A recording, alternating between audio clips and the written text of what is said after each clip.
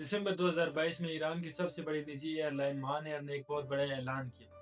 उन्होंने बताया कि वो अपने नए बोइंग 77 तैयारों के साथ नए बैनुल-अक़वामी रूट शुरू करने जा रहे हैं। ये तैयारे ईरान की पुरानी और कमज़ोर एविएशन इंडस्ट्री के लिए एक ज़बरदस्त अपग्रेड थे। एक ऐसा लम्हा जो पायलट्स, मुसाफिर और एयरलाइन के लिए खुशी का दिन था, लेकिन सब खुश नहीं थे। अमेरिका का एक इदारा office of foreign assets control इस ऐलान से घबरा गया। दरहकीकत ये सब इलीगल था। अगर हम बिल्कुल सीधी बात करें तो कोई भी मुल्क या कंपनी कानूनी तौर पर बोइंग के तैयारे ईरान को सेल नहीं कर सकती। लेकिन फिर सवाल यह है कि आखिर अचानक ईरान के पास बोइंग के 775 तैयारे आए कहाँ से। ये ना तो कोई आसान काम था ना सीधा, बल्कि इन तैयारों को हासिल करने के लिए ईरान को कई साल लगे।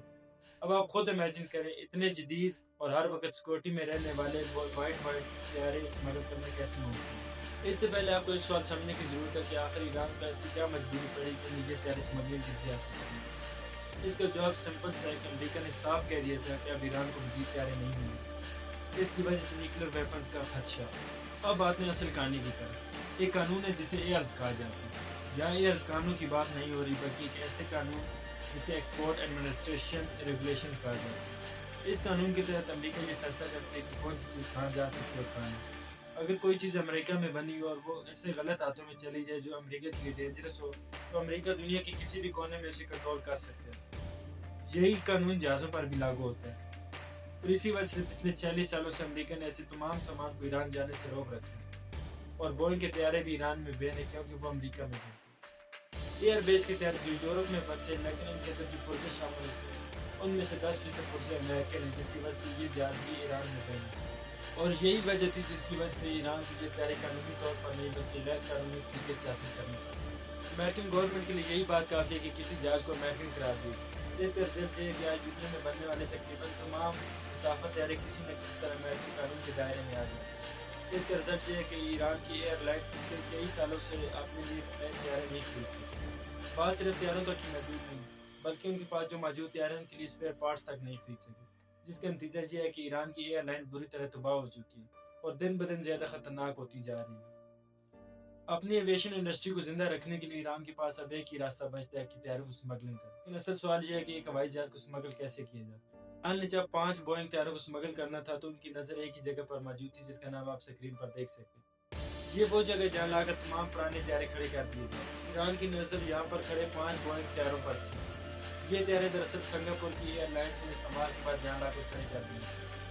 2023 के आखिर में ये तैयारे अमेरिका की एक कंपनी आयोन एविएशन ने खरीदी। पर इस कंपनी ने इन तैयारों को एफआईए के पास एज अमेरिकन तैयारों के तौर पर रजिस्टर करवाया। फिर ये कंपनी इन तैयारों को लेकर चाइना पहुंच के जहाँ वो एक साथ तक खड़े। फिर अचानक से ये तैयारे एक और कंपनी जिसका नाम यूडान एविएशन था उसको बेच दिया।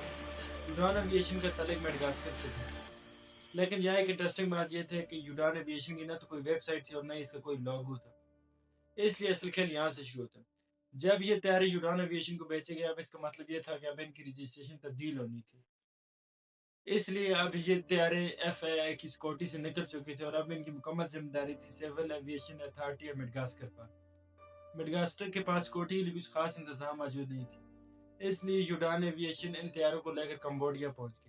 कम्बोडिया भी एक ऐसा मुल्क है जिसके पास एविएशन की सिक्योरिटी की काफ़ी मसाइल हैं। इसलिए कम्बोडिया में इन तैयारों की देखभाल के कोई खास ग्रुप मौजूद नहीं था। अब वो तमाम स्टेप मुकम्मल हो चुके थे। अब एक आखिरी स्टेप बाकी था कि इन तैयारों को ईरान भेजना था। लेकिन यही सबसे मुश्किल स्टेप था। कागजों में तो ये तैयारे मेडागास्कर के नाम पर थे, लेकिन हकीकत में अभी भी वो अमेरिकन तैयारे थे। इसलिए अगर इनको डायरेक्ट ईरान भेजा जाता तो ये अमेरिकन पाबंदी के खिलाफ। इसलिए ना तो मेडागास्कर इस बात की इजाज़त देता था और ना ही यूडान एविएशन कम्बोडिया से ईरान के लिए फ़्लाइट प्लान फाइल कर सकती थी। इसलिए अब उनके पास एक ही हल मौजूद था कि उन्हें कानून तोड़ना पड़ा। 2025 के आगाज़ में यूडान एविएशन ने एक फ़्लाइट प्लान फाइल किया, जिसके तहत इन तैयारों को कम्बोडिया से केन्या की तरफ ले जाया जाना था मेंटेनेंस के बाद में। और फिर ये तैयारे 15 जून 2025 को एक काफिले की सूरत में बज़ाहिर एक कानूनी फ़्लाइट पर रवाना हुए। इनकी डायरेक्शन तो केन्या की तरफ ही थी, लेकिन जैसे ही ये तैयारे अफगानिस्तान के हदूद में दाखिल हुए, हर एक तैयारे के ट्रांसमीटर बंद हो गए और ये तैयारे गायब हुए। ये बात आप सभी जानते हैं कि अफगानिस्तान के एयर ट्रैफिक कंट्रोल मुकम्मल तौर पर तालिबान के हाथ में। लेकिन अब ये तैयारे ईरान में पहुंच चुके थे। लेकिन जैसे ही ये तैयारे ईरान में पहुंचे तो ईरान ने इनको अपना हिस्सा समझा और जल्द ही इनको महान एयर में शामिल कर लिया गया और नई रूट्स भी शुरू कर दी गई। यूडान एविएशन ने कोई शोर नहीं मचाया। दरअसल वो कंपनी एग्जिस्ट ही नहीं थी। अगर आपको ये वीडियो अच्छी लगी वीडियो को लाइक करके चैनल को सब्सक्राइब करें।